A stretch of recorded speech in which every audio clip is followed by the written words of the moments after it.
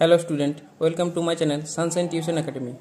আজকে আমি সপ্তম শ্রেণীর ইতিহাস বিষয়ে সেকেন্ড সামেটিভ এক্সামের জন্য রায় ও মার্টিন প্রশ্নবিচিত্রা 2024 থেকে সেট নম্বর 5 নিয়ে আলোচনা করব। এর আগে 4টি সেট আলোচনা করা হয়েছে, লিঙ্ক ডেসক্রিপশন বক্সে দেওয়া থাকবে, প্রয়োজনে তোমরা দেখে নেবে। দেখো, 5 নম্বর সেটের একের দাগের প্রথম কোশ্চেন, বাংলার প্রথম স্বাধীন সুলতান ছিলেন শামসুদ্দিন ইলিয়াস শাহ। 2 নম্বর, রেশম ব্যবস্থার প্রবর্তন করেন আলাউদ্দিন খলজি। 3 নম্বর কোশ্চেন, আকবর এর শাসনকালে ওয়াজির ই আজম অর্থাৎ প্রধানমন্ত্রী ছিলেন কে? বীরবল। ঠিক আছে, তারপর দেখো নেক্সট পেজে কি আছে। দেখো 4 নম্বর কোশ্চেন কি বলেছে, সেনাবাহিনীতে দাগ ও হুলিয়া ব্যবস্থা চালু রেখেছিলেন, এটা হবে শের শাহ। 5 নম্বর, কিলা মুবারক এর অপর নাম লালকেল্লা। তারপরে দেখো 2 দাগের কোশ্চেন কি বলেছে, আমুক্ত মাল্যদ গ্রন্থটি কার লেখা? এটা হবে কৃষ্ণদেব রায়। তো তোমরা লিখবে আমুক্ত মাল্যদ গ্রন্থটি কৃষ্ণদেব রায়ের লেখা। তারপরে দেখো 2 নম্বর বলেছে, দিন ই ইলাহি কে প্রবর্তন করেন? এটা লিখবে দিন ই ইলাহি প্রবর্তন করেছিলেন আকবর। তারপরে 3 নম্বর, রুমি কৌশল কে প্রবর্তন করেছিলেন? রুমি কৌশল প্রবর্তন করেছিলেন বাবর। 4 নম্বর দেখো, ওয়াতন শব্দের অর্থ কী? ওয়াতন শব্দের অর্থ স্বদেশ, শুধু স্বদেশ লিখতে পারো বা নিজের ভিটে বা এলাকা, যে কোনো একটা লিখলেই হবে। কত সালে ব্রিটিশ ইস্ট ইন্ডিয়া কোম্পানি গড়ে ওঠে? এটা হবে 1600 খ্রিস্টাব্দে বা 1600 সালে ব্রিটিশ ইস্ট ইন্ডিয়া কোম্পানি গড়ে ওঠে। তারপরে দেখো 3 নম্বর কোশ্চেন কী বলেছে, বন্দেগান ই চিহলগানি বলতে কি বোঝো? এইটা তোমাদের বইতে 46 পৃষ্ঠায় আছে, দেখিয়ে দিচ্ছি। দেখো, বন্দেগান ই চিহলগানি এটা লিখবে। বন্দেগান ই চিহলগানি কথার মানে হলো 40 জন বান্দা। বান্দা মানে সেবক বা অনুগামী। এই দুটি কথা দিয়েই ইলতুৎমিশের অনুগত যোদ্ধাদের বোঝানো হতো। নামে তুর্কি হলেও এদের সবাই জাতিগতভাবে তুর্কি ছিল না। সংখ্যার দিক থেকেও তারা 40 জনের অনেক বেশি ছিল। এরাই ছিল ত্রয়োদশ শতকে সুলতানি শাসন ব্যবস্থার প্রধান স্তম্ভ। এদের মধ্যে থেকেই গিয়াসউদ্দিন বলবন পরে সুলতান হয়েছিলেন।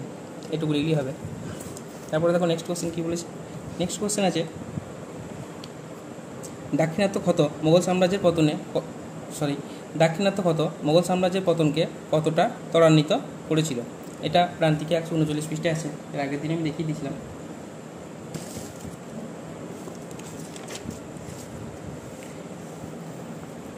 এটা লিখলেই হবে। দাক্ষিণাত্য ক্ষত বলতে কী বোঝো? দেখো, ক্ষত কথার মানে ঘা বা পচন। ঔরঙ্গজেবের দাক্ষিণাত্য নীতির ভুলের জন্য মুঘল সাম্রাজ্যের শরীরে যে পচন ধরেছিল সেটিকে বোঝাতে দাক্ষিণাত্য ক্ষত কথাটি বলা হয়েছে। সম্রাট ঔরঙ্গজেব দাক্ষিণাত্যের বিজাপুর, গোলকোন্ডা ও মারাঠাদের বিরুদ্ধে দীর্ঘ যুদ্ধে লিপ্ত থেকে বহু অর্থ ব্যয় করেছিলেন। বহু সৈন্য মারা গিয়েছিল। আবার সম্রাট দীর্ঘ 25 বছর দিল্লির বাইরে থাকার ফলে দিল্লিতে অভিজাতদের উচ্চাকাঙ্ক্ষা বেড়ে গিয়েছিল। এই সবই মুঘল সাম্রাজ্যের পতনের কারণ ছিল। ঠিক আছে, তারপর দেখো নেক্সট কোশ্চেন দিয়েছে হুন্ডি কি? এটা আগের দুটো সেটেই ছিল, আজকে একবার দেখিয়ে দিচ্ছি। 103 পৃষ্ঠায় আছে, দেখবে টেক্সট বই তোমাদের।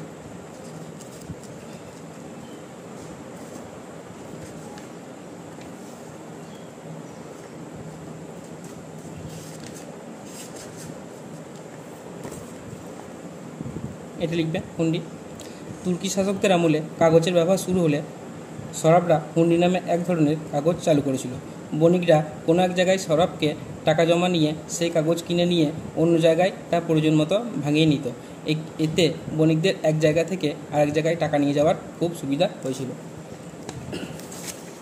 তারপরে দেখো নেক্সট কোশ্চেন কী আছে। নেক্সট কোশ্চেন দেখো 4 দাগের, টিকা লিখতে বলেছে ইক্তা ব্যবস্থা। ঠিক আছে, এটা আমি ছায়া বই থেকে দেখো 74 পৃষ্ঠায় এসে আমি দেখিয়ে দিচ্ছি, অবশ্যই পুরনো।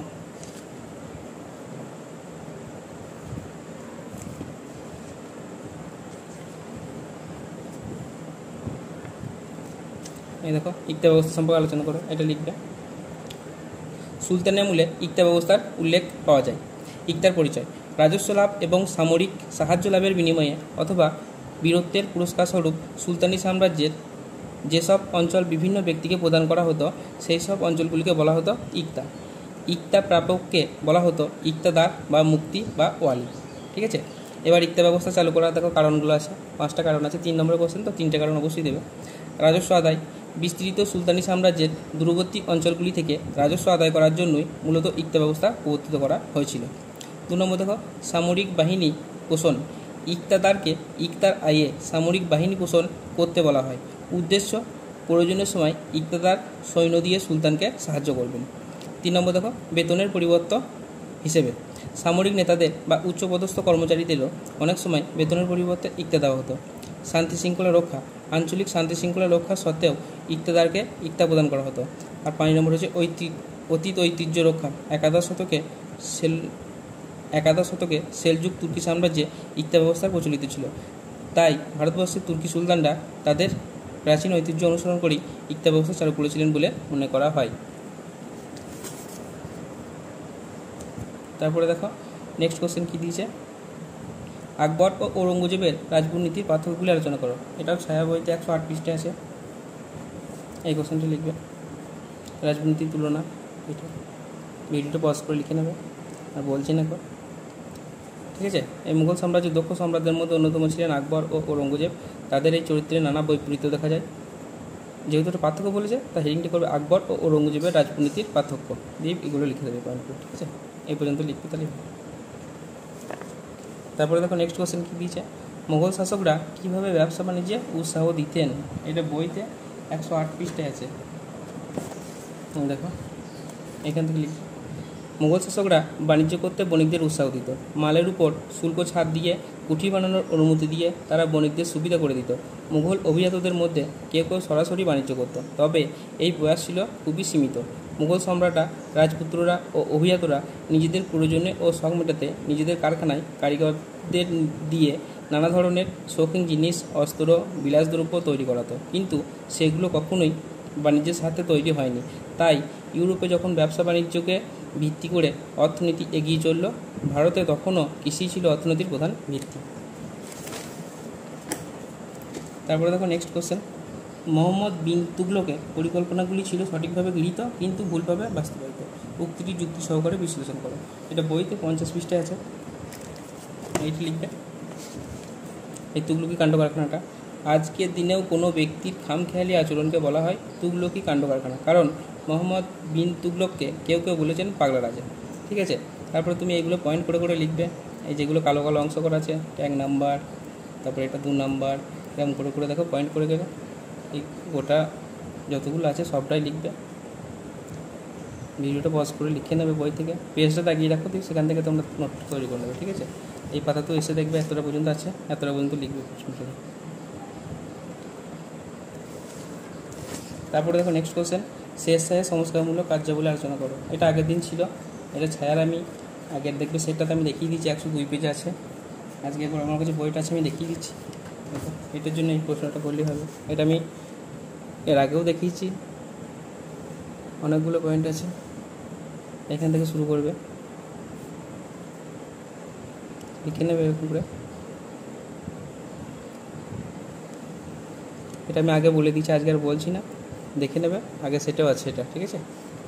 আর কোশ্চেনটা বারে বারে আসছে, 5টা সেটের মধ্যে 3টে সেটে দেখতে পেলাম, তার মানে এই কোশ্চেনটা ভালো করে তোমরা রেডি করে রাখবে, ঠিক আছে।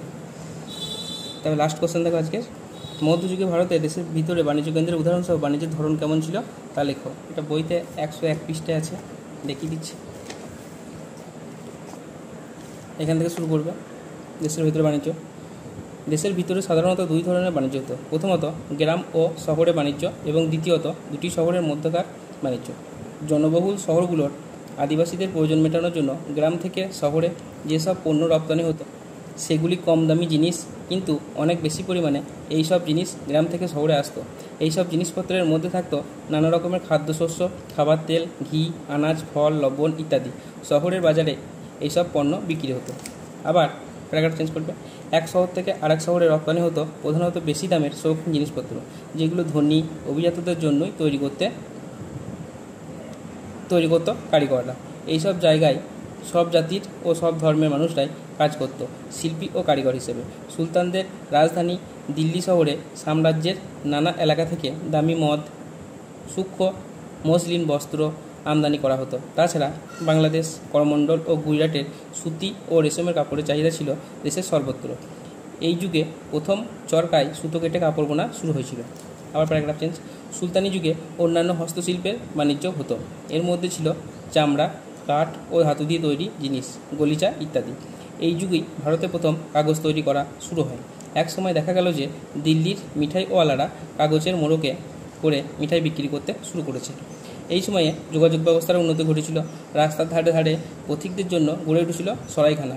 এগুলোতে পথচারী ও বণিকরা তাদের মালপত্র সহ বিশ্রাম নিত। কর আদায় এবং ব্যবসা বাণিজ্যের সুবিধার জন্য দিল্লির সুলতানরা তঙ্কা ব্র্যাকেটের মধ্যে রূপোর মুদ্রা বা জিতল অর্থাৎ তামার মুদ্রা নামে দু ধরনের মুদ্রা চালু করেছিল।